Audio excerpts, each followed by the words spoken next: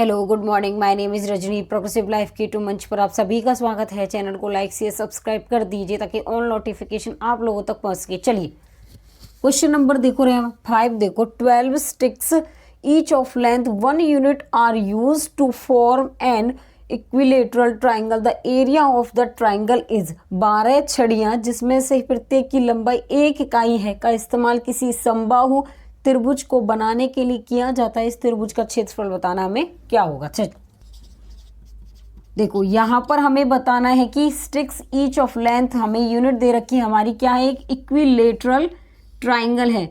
देखो 4 4 लू तो मैं चारों में कितनी हो जाएंगी, 12 छड़ी हो जाएंगी, 4 इसमें 4 इसमें 4 इसमें, क्योंकि इक्विलेटरल ट्राइंगल में तीनों भुजाएं समान होती हैं।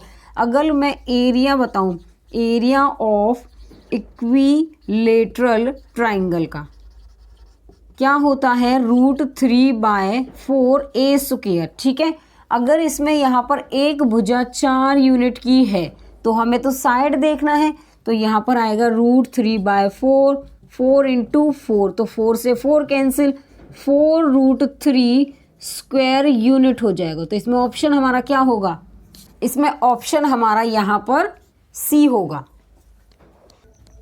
चलिए अब देखो यहाँ पर हमारा क्या होगा, हमें बतानी है हाइट ऑफ किसकी, हाइट ऑफ इक्विलेटरल ट्राइंगल की। तो क्या फॉर्मूला होता है इसका, हमारा फॉर्मूला होता है √3/2a। ये हमारा जो हाइट इसने दे रखी है √10√3, तो √3 से √3 कैंसिल, a की वैल्यू हमारी 20 हो जाएगी। अब उसके बाद हमें एरिया बताना है, एरिया ऑफ इक्विलेटरल किसका, ट्राइंगल का। तो इसका फॉर्मूला होता है √3/4 का a स्क्वायर, √3/4, a की वैल्यू यहाँ पर 20 हो जाएगी। देखो 20 से ये 5 टाइम गया तो 100√3 होगा। तो इसमें ऑप्शन हमारा क्या होगा, तो इसमें ऑप्शन हमारा यहाँ पर क्या होगा, डी हो जाएगा।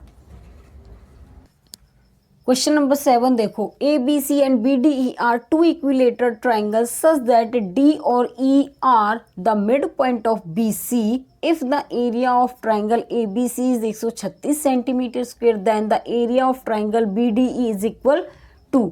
देखो ABC और BDE दो समबाहु त्रिभुज है, जैसे D तथा E तथा BC और AB का मध्य बिंदु है। ठीक है, जैसे D E का मध्य बिंदु है, ठीक है, उसके बाद तथा BC और AB का मध्य बिंदु है। यदि त्रिभुज ABC का क्षेत्रफल 136 सेंटीमीटर स्क्वायर है तो त्रिभुज BDE का क्षेत्रफल हमें बताना है कितना होगा। चलिए देखो यहाँ पर हमारी एक ट्राइंगल है ABC और यहाँ पर एक D और E ट्राइंगल है, ये हमें बतानी है। तो पहले पूरे वाले की, ठीक है, उसके बाद ये निकलेगी। तो यहाँ पर ट्राइंगल BDE डिवाइड में ट्राइंगल ABC। देखो यहाँ पर जो हमें ट्राइंगल ABC दिया हुआ है वो 1/4 है। ये हमारा देखो 1, ये फॉर्मूला ट्राइंगल ABC, इसका कोई यहाँ पे पार्ट हमें निकालना है। तो ये ट्राइंगल ABC हमारी 1/4 है। ठीक है, ये हम लेके चलते हैं और ये हमारा होता है फॉर्मूले में। अब देखो इसकी जो यूनिट दे रखी है हमें ट्राइंगल ABC की 136 है, तो एक की कितनी होगी, 4 × 12, 4 × 16, तो कितनी होगी 34 सेंटीमीटर स्क्वायर। तो इसमें ऑप्शन हमारा बी हो जाएगा यहाँ पे। क्वेश्चन नंबर 8 देखो यहाँ पर, the area of A right angle triangle having base 24 centimetre, hypotenuse 25 centimetre is. उस समकोण त्रिभुज का क्षेत्रफल क्या होगा जिसका आधार 24 सेंटीमीटर और कर्ण 25 सेंटीमीटर है, वो हमें बताना। चलिए देखो यहाँ पर कोई हमारी एक राइट एंगल ट्राइंगल है, ये तुम्हें याद करना पड़ेगा। 7, 24 और 25 की ये हमारे ट्रिपलेट होते हैं। तो यहाँ पर 7, 24 और 25 मुझे तो पता है, मुझे तो याद है, मैं तो बता दूंगी 5, 12, 13। ठीक है, अब यहाँ पर देखो, लेकिन इसको बनाने के लिए हम क्या बनाएंगे, यहाँ पर हमारा हाइपोटेन्यूज क्या है, देखो ABC। तो यहाँ पर क्या फॉर्मूला होता है, देखो यहाँ पे होता है AB का स्क्वायर प्लस में BC का square is equal to AC का स्क्वायर। हमें यहाँ पर देखो किस किस की वैल्यू दी है, 24 सेंटीमीटर, 25, और ये हमें निकालनी है।